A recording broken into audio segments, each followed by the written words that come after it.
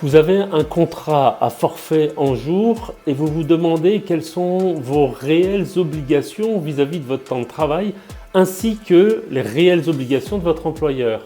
Eh bien, vous êtes au bon endroit car en quelques minutes, vous allez apprendre les secrets du forfait en jour pour ne pas vous faire abuser. On dit souvent que le forfait en jour, c'est un bon moyen pour les employeurs de vous faire travailler plus d'heures sans payer d'heures supplémentaires et c'est pas faux. Mais ce serait réducteur de se limiter à ça car il existe aussi des avantages à ce type de contrat de travail. Je vous conseille de visionner cette vidéo jusqu'au bout parce que vous allez apprendre plein de petits trucs qui vont vous faciliter la vie au quotidien de votre entreprise et qui va surtout vous aider à ne pas vous faire abuser. Allez, on y va.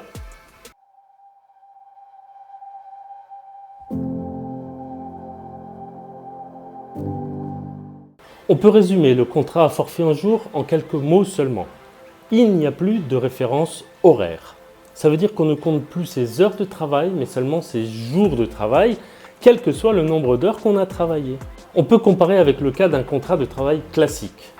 Dans le cas classique, un salarié est payé le nombre d'heures pendant lequel il est resté à la disposition de l'employeur. On n'a pas dit pendant toutes les heures qu'il travaille réellement. Il est payé les heures pendant lesquelles il est à la disposition de l'employeur. Le temps de travail légal est de 35 heures par semaine. Cela signifie qu'il est payé en heures supplémentaires, les heures qui dépassent les 35 heures. Ou alors c'est un accord de temps de travail dans l'entreprise qui définit ces bornes. Rien de tout cela à forfait en jour. Dans le cas du forfait en jour, il est nécessaire que le salarié soit autonome dans l'organisation de son travail. Il faut qu'il fasse son travail, mais il n'est pas payé pour un nombre d'heures effectuées, mais pour un nombre de jours travaillés. Alors là, je vous vois venir. Ne me demandez pas combien d'heures par jour il faut travailler au minimum ou au maximum, car justement, c'est là qu'est l'astuce. C'est au salarié de s'organiser, vu qu'il est autonome dans l'organisation de son travail et qu'il n'y a pas de référence horaire. Il n'y a donc pas de maximum ni de minimum. Dans le cas classique des contrats de travail, il y a des limites journalières et hebdomadaires de temps de travail. 10 heures par jour maximum et 48 heures par semaine maximum.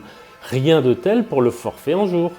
La seule contrainte pour le forfait en jour est d'avoir 11 heures de repos entre 2 journées de travail et 35 heures de repos entre 2 semaines de travail. 35 heures de repos, c'est les 11 heures précédentes plus 24 heures du dimanche. Car il faut préserver la santé du salarié à forfait en jour. Il existe une autre contrainte forte pour le forfait en jour. Il faut que l'employeur s'assure que la charge de travail n'est pas trop élevée.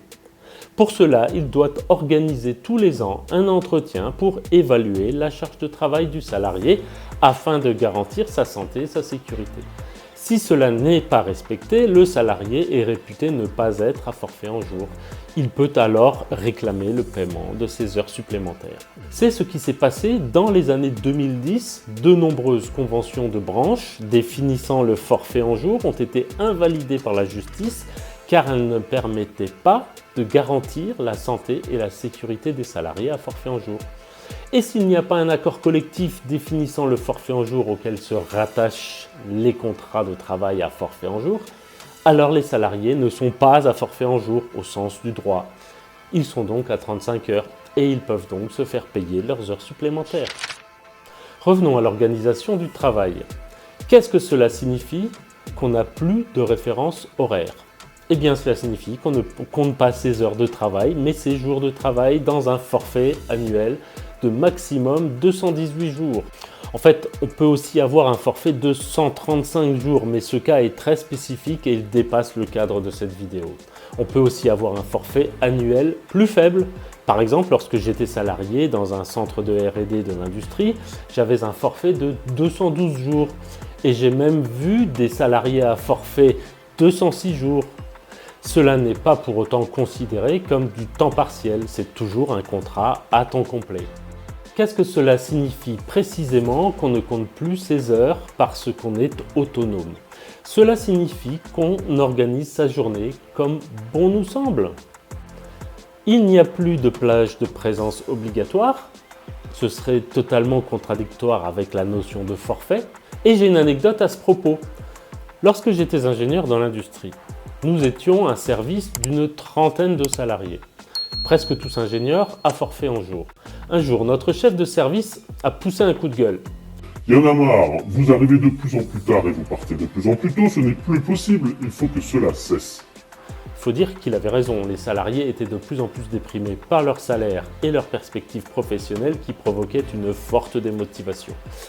Il poursuivit. Je vous rappelle qu'il y a des plages horaires de présence obligatoire de 9h à 11h et de 14h à 16h.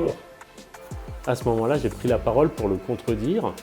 Oui, il y a des plages horaires obligatoires, mais pas pour les forfaits en jour.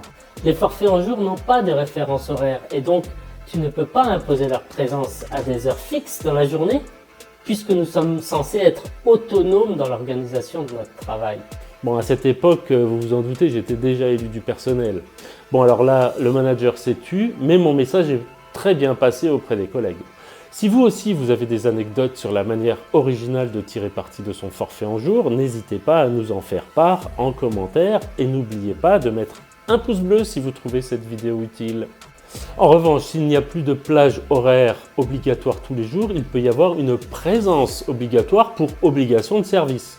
Par exemple, si un client important vient dans le service tel jour à telle heure, ou un fournisseur avec qui il faut discuter, ou s'il y a une réunion avec un dirigeant important de l'entreprise, bref, s'il y a une raison importante et relativement exceptionnelle de vous obliger à être présent, alors vous devez être présent. Ça s'appelle une obligation de service. Je vais vous parler maintenant d'une pratique habituelle, assez répandue des entreprises en matière de pointage des salariés à forfait jour. D'après ce que je vous ai dit, il vous semble évident qu'un salarié à forfait jour ne peut pas pointer puisqu'il ne doit pas compter ses heures. Vous l'avez bien compris. Pourtant, il est fréquent qu'on demande aux salariés à forfait en jour, ou pas d'ailleurs, d'imputer leurs heures sur le projet sur lequel ils travaillent, a fortiori s'ils travaillent sur plusieurs projets. Et cela pour un bon contrôle de gestion du coût de chaque projet, bon, ça c'est normal. Ce qui est moins normal en revanche, c'est que fréquemment, on oblige chaque salarié à pointer un nombre d'heures fixes par jour, par exemple 7,4 heures. Et cela est totalement contradictoire avec la notion de forfait en jour. Souvent d'ailleurs, les salariés à forfait en jour confondent cette imputation sur projet et un pointage classique du temps de travail. L'imputation sur projet n'est pas et ne peut pas être un pointage du temps de travail pour les forfaits en jour. Et les directions des entreprises jouent souvent sur cette ambiguïté en laissant croire aux salariés qu'ils doivent être présents 7,4 heures par jour, ce qui n'est pas le cas dans le cas des forfaits en jour. Un salarié à forfait en jour doit pouvoir travailler seulement 5 heures tel jour car il a un rendez-vous médical, puis 9 heures le lendemain, puis 6 heures le surlendemain car il doit faire une course importante dans la journée. Il a totalement le droit d'agir ainsi s'il est à forfait en jour car il est, une fois de plus, autonome dans l'organisation de son travail. Pour illustrer ce cas, je vais vous expliquer l'organisation qu'avait mise en place une ancienne collègue de travail à l'époque.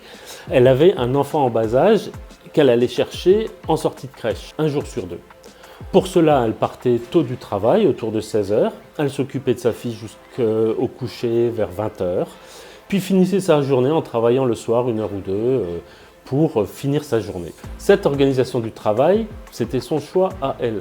Elle tirait parti du forfait en jour pour articuler intelligemment son travail et sa vie de famille. Elle l'avait fait de son propre chef et personne n'aurait pu le lui empêcher, du point de vue légal en tous les cas, puisqu'elle était à forfait en jour. En bref, si vous avez besoin de partir tôt ou d'arriver tard, ou de vous absenter du travail, par exemple de 10h à midi, de temps en temps car vous avez des courses à faire, devez aller chez le coiffeur ou dans un rendez-vous médical, le forfait en jour vous le permet puisque vous n'avez plus de référence horaire et que vous êtes autonome dans l'organisation de votre travail. Simplement la contrainte importante et évidente reste qu'il faut que vous fassiez votre boulot correctement.